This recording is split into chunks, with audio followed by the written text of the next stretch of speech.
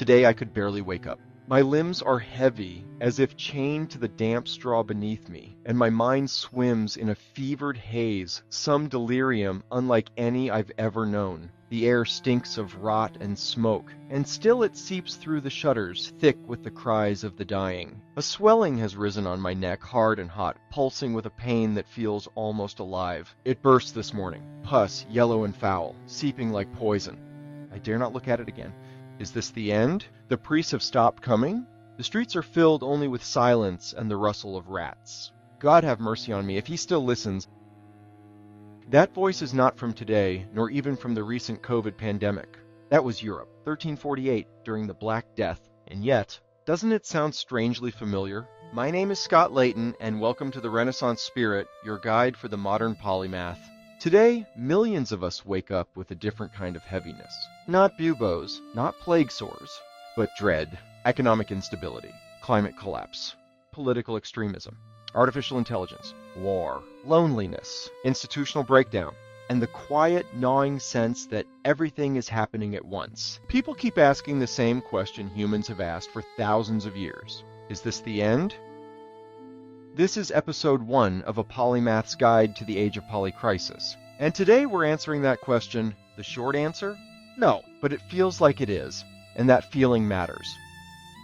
Let's name the thing. A polycrisis is not just many crises happening at once. It's when multiple crises interact, amplify each other, and overwhelm our ability to respond. Think of it like this. AI worsens climate change. Climate change worsens migration. Migration fuels political extremism. Extremism weakens democratic institutions. Weak institutions can't address inequality. Inequality worsens mental health. Poor mental health fractures social trust. Fractured trust makes cooperation impossible. The system feeds on itself. This isn't chaos. It's systemic overload. And the human nervous system was never designed to process global catastrophe in real time, every day, through glowing rectangles in our pockets. Psychologically, a polycrisis does something terrifying. It collapses the future. Under chronic stress, the brain shifts from long-term planning to survival mode. Your body floods with cortisol, your attention narrows, your imagination shrinks. Hope doesn't disappear because you're weak.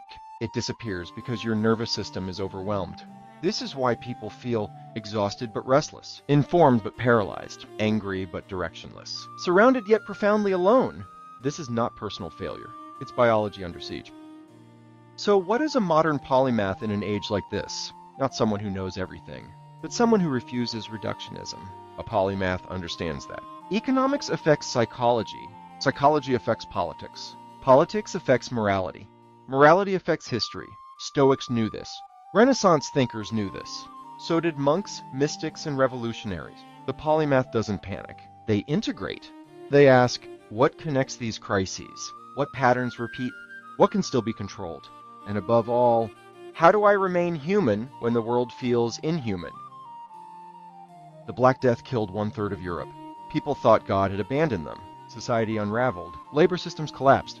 And yet, from that devastation emerged the end of feudalism, the rise of labor rights, the Renaissance. Now jump to 1962, the Cuban Missile Crisis. Parents tucked children into bed wondering if the sun would rise. Nuclear annihilation felt inevitable, and yet it didn't happen. History is littered with moments that felt terminal, but became turning points. The human error is assuming our fear is prophetic. It isn't. Here's the uncomfortable truth. We are not uniquely doomed, but we are uniquely aware. For the first time in history, we see every war, every famine, every collapse, instantly. Awareness without wisdom feels like apocalypse, which brings us to the danger. When people feel trapped in a polycrisis, they don't seek truth. They seek belonging. That's where authoritarianism thrives. And that's where episode 2 begins. In the next episode, we will confront a hard question. Why did ordinary Germans become Nazis? And why do 20 to 25% of Americans identify with MAGA today? This isn't about ignorance. It's about fear, identity collapse, belonging, moral outsourcing, and I'll explore this not as a commentator, but as an expat wrestling with what it means to no longer fit inside the story of your homeland. Stoicism doesn't say don't feel. It says do not let despair dictate your ethics. Hope is not optimism. Hope is discipline. Reason is resistance. Compassion is defiance. Curiosity is survival. The Renaissance was born during collapse. So was democracy. So was modern ethics.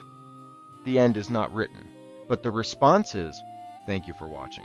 You've just joined the Renaissance Spirit, a channel dedicated to a just, equitable, and humanitarian world. Here, we explore history, politics, culture, religion, personal growth, and the lessons of civilization, from ancient Rome to modern America. We believe the Renaissance isn't over. It's waiting inside anyone who chooses curiosity, courage, and conscience. Living the Renaissance spirit means engaging with history not as a relic, but as a responsibility. Our work is a message to posterity. Will they inherit wisdom or wonder why we failed to act? If this spoke to something deep inside you, subscribe. Take the Renaissance quiz. Join the conversation, not because you agree, but because you care. Because if history is collapsing in real time, someone has to narrate the fall and plant the seeds of what comes after. This is how I live free. This is what I believe. This is the Renaissance spirit. Live the Renaissance spirit! History has not died, only our understanding of it.